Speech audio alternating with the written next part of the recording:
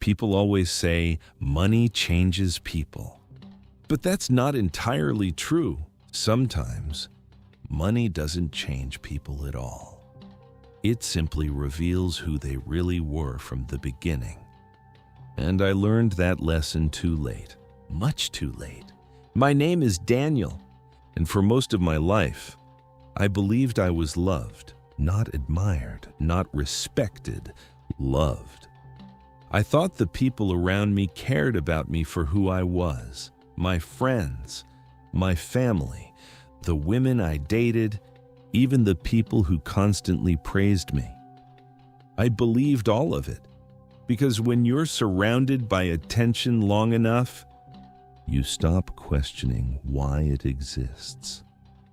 I grew up poor, not struggling a little poor. I mean, truly poor. The kind of poor where your parents pretend they already ate dinner, so you can eat instead. The kind of poor that follows you emotionally, even after the money comes later. And maybe that's why success became an obsession for me. I didn't want luxury. I wanted security. I wanted to never feel powerless again, so I worked constantly. Long nights, no sleep, no real life outside work, while everyone around me was partying. I was building something, and eventually, it worked. By 32, I had everything people dream about. A penthouse, luxury cars, business success, money most people around me couldn't imagine. And suddenly, people treated me differently. Very differently. Old classmates reappeared. Family members became warmer. Women became more interested. Even conversations felt different. People listened more carefully when I spoke, laughed harder at my jokes, acted like my presence mattered more. And honestly, at first, it felt incredible. Because deep down, I was still that poor kid desperate to feel important. And money gave me something I had never experienced before. Attention, validation, power. For the first time in my life, people wanted me around, or at least, that's what I believed. My social circle grew quickly. Expensive dinners, trips, VIP events, people constantly surrounding me. My phone never stopped buzzing. Everyone called me brother. Everyone said they were proud of me. Everyone acted loyal. And I ignored every red flag because loneliness disguised as popularity still feels good in the beginning. Then there was Sophia. Beautiful, charming, intelligent enough to say exactly what people wanted to hear. When we met, she made me feel seen, not for my success, for me. At least that's what I thought. She told me things no one had ever told me before. That I deserved happiness. That people used me. That she cared about the man behind the money. And honestly, I wanted to believe her so badly that I never questioned anything. The relationship moved fast, too fast. Luxury vacations, designer gifts, exclusive restaurants, a lifestyle most people only see online. And she fit into that world perfectly. Sometimes I caught myself wondering if she would still love me without all of it. But every time that thought appeared, I pushed it away.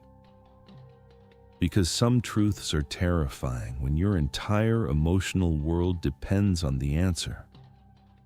Over time, I started noticing small things. The way people only called when they needed something. The way invitations disappeared if I stopped paying. The way conversations became colder whenever money wasn't involved. At first, I told myself I was overthinking, but slowly, patterns became impossible to ignore. One night changed everything. I had organized a huge birthday dinner, private venue, luxury restaurant, dozens of people confirmed, friends, business partners, people who constantly claimed they cared about me. That same week, one of my investments collapsed unexpectedly. Millions disappeared almost overnight. Not enough to make me poor again, but enough for rumors to spread quickly. And suddenly, everything changed. The birthday arrived. Half the people canceled. Some didn't even bother giving excuses. Others simply disappeared entirely. Messages stopped. Calls slowed down. People who once treated me like royalty suddenly became distant. And for the first time, I saw something clearly. Their loyalty had expiration dates attached to my bank account. But the worst part wasn't my friends. It was Sophia. At first, she acted supportive, said money didn't matter, said we would survive anything together. But emotionally, something shifted, subtly. Coldness replaced affection. Patience disappeared. Arguments became constant. And eventually, I noticed something painful. She only seemed happy when my lifestyle looked expensive again. One night, during an argument, she finally said the thing I think she had been trying not to say for months. This isn't the life I signed up for. And honestly, that sentence destroyed something inside me instantly, because it confirmed every fear I had spent years trying to suppress. She didn't love me. She loved access, comfort, status, the image of me, not the person underneath it. After she left, everything became painfully quiet. No constant notifications, no fake invitations, no endless praise. Just silence. And silence exposes truths that noise hides. For the first time in years, I started asking myself something terrifying. Had anyone ever truly cared about me? Or had I simply built relationships around transactions without realizing it? And honestly, I was partly responsible too, because money became my personality. I used success to compensate for emotional emptiness. I attracted people who valued status, because status was all I projected to the world. Luxury became my identity, and eventually, I surrounded myself with people who loved what I could provide, not who I actually was.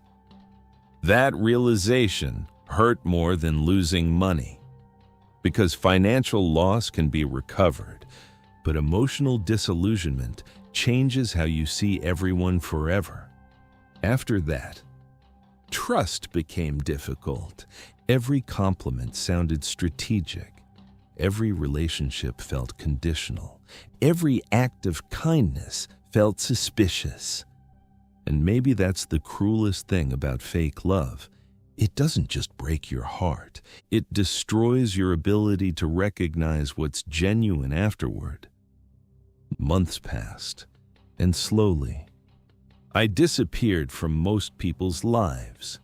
Not because I isolated myself intentionally, but because once the benefits disappeared, so did they. People who once called me family couldn't even return simple messages anymore. And honestly, that level of emptiness changes you, because eventually you realize something uncomfortable. Many people don't love others. They love convenience, opportunity, access. And once those disappear, so does their loyalty. But strangely, losing everyone also revealed something important.